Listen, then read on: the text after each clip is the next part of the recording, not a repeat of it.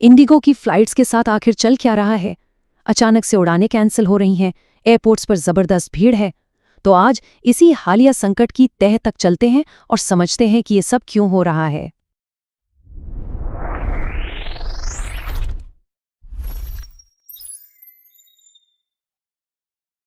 तो देखिए, बात शुरू होती है एक बहुत बड़े हवाई संकट से, जिसने पूरे भारत में हजारों यात्रियों को सच में बहुत परेशान और बेबस कर दिया। तो फिर सवाल ये उठता है कि ये जो पूरे देश में यात्रा को लेकर संकट खड़ा हुआ है, इसकी जड़ क्या है? चलिए समझते हैं। तो सबसे पहले जमीनी हकीकत पर नजर डालते हैं, मतलब एयरपोर्ट्स पर जो अफरा तफरी मची है उसकी बात करते हैं। सोचिए, चारों तरफ भीड़, घंटों का इंतजार और हर तरफ बस कंफ्यूजन ही कंफ्यूजन। और इसका असर देखिए, फ्लाइट्स में जबरदस्त देरी हो रही है या फिर वो कैंसिल ही हो जा रही हैं। दिल्ली, मुंबई, बेंगलुरु जैसे बड़े एयरपोर्ट्स के टर्मिनल लोगों से खचाखच भरे हुए हैं। लोगों की शादियां छूट गईं, जरूरी मीटिंग्स कैंसिल हो गई। कई यात्री तो बेचारे एयरपोर्ट पर ही सोने को मजबूर हो गए। और तो और दूसरे रूट्स पर हवाई किराए आसमान छूने लगे। मतलब इस एक गड़बड़ी ने न जाने कितने लोगों के जरूरी कामों और निजी प्लान्स पर पूरी तरह से पानी फेर दिया। अच्छा, अब आते हैं असली मुद्दे पर। जो बात सबसे दिलचस्प है वो ये है कि इसके पीछे कोई मामूली टेक्निकल ग्लिच या तकनीकी गड़बड़ी नहीं है। वजह कुछ और ही है। दरअसल इसकी सारी जड़ें जुड़ी हैं नए सुरक्षा नियमों से। इन्हें कहते हैं FDTL, यानी flight duty time limitation rules. अब ये हैं क्या? सीधे सीधे कहें तो ये नियम पक्का करते हैं कि पायलटों को उड़ान से पहले पूरा आराम मिले, उनकी थकान को मैनेज किया जा सके। और बस यहीं पर असली टकराव शुरू हो जाता है। देखिए, एक तरफ तो है यात्रियों की जबरदस्त मांग और इंडिगो का अपना बिजी फ्लाइट शेड्यूल, और दूसरी तरफ हैं ये नए सख्त नियम जो कहते हैं कि पायलटों को ज्यादा आराम देना ही पड़ेगा। और लगता है इसी तालमेल को बिठाने में एयरलाइन की प्लानिंग कहीं चूक गई।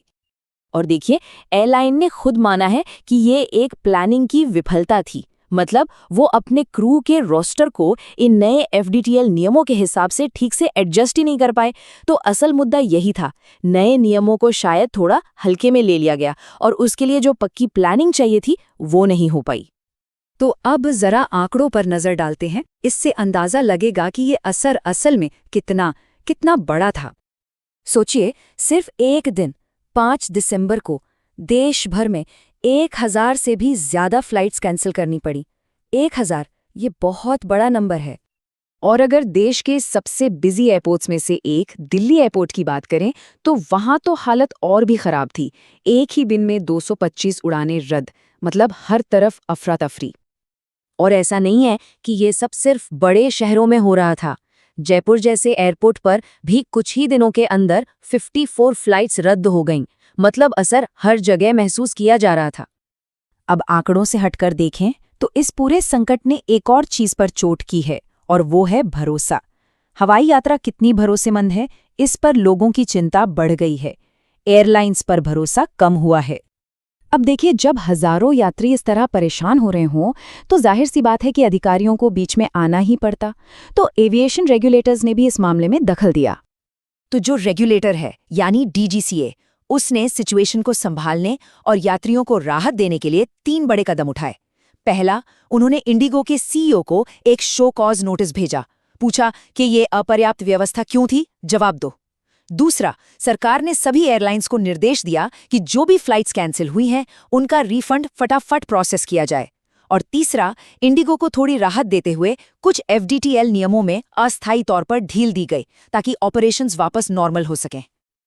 अब इंडिगो की तरफ से क्या कहा गया? उनका कहना है कि वो एक नेटवर्क व्यापी रीसेट कर रहे हैं, मतलब अपने पूरे सिस्टम को, अपने पूरे नेटवर्क को एक तरह से ठीक ठाक कर रहे हैं ताकि सर्विसेज वापस पटरी पर लाई जा सकें। तो सबसे बड़ा सवाल, अगर किसी को आने वाले दिनों में सफर करना है तो इस सब का उनके लिए क्या मतलब है? इस अनिश्चितता से कैसे निपटा जाए? अगर किसी का प्लान है जल्दी सफर करने का तो कुछ चीजों का ध्यान रखना बहुत जरूरी हो गया है ताकि परेशानी से बचा जा सके। सबसे पहली बात, अपनी फ्लाइट का लाइव स्टेटस लगातार चेक करते रहें। अगर कोई कनेक्टिंग फ्लाइट है तो दोनों के बीच अच्छा खासा टाइम गैप रखें। एयरलाइन के रिफंड और रीबुकिंग के क्या ऑप्शन है उस पर नजर बनाए रखें। और हाँ, अपने सारे ईमेल और टिकट कंफर्मेशन संभाल कर रखें। और आखिर में एक बड़ा सवाल, जो हम सबको सोचना चाहिए। ये जो पूरा संकट आया जिसने इतने सारे लोगों को परेशान किया, क्या जब ये सब शांत होगा तो इसके नतीजे में हमें एक ज्यादा भरोसेमंद एविएशन सिस्टम मिलेगा? क्या ये परेशानी आखिरकार एक बड़े और बेहतर बदलाव की वजह बनेगी?